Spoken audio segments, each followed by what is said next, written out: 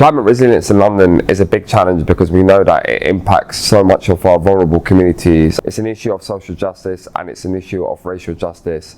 And we've seen in 2021 with the flash floods, but also with the extreme heat that we had, busiest on record for the London Fire Brigade, that we do have to prepare London and to make sure that we're protecting some of our most vulnerable residents. And so it's really important that we take action now to prepare and make sure that we're protecting London's population.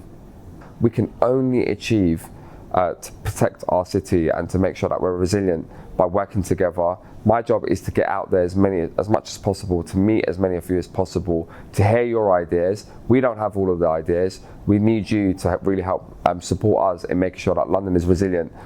Well, some of the impacts that we saw on vulnerable residents across the city is when we had the flash floods, there were so many basements that were flooded.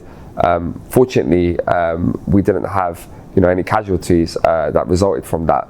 But we have seen in other parts of the world where so many people have died, and we have a duty to make sure that we're protecting some of our working residents, our renters, who live in conditions where it may not necessarily be the most protective circumstances to deal with the negative impacts of climate change.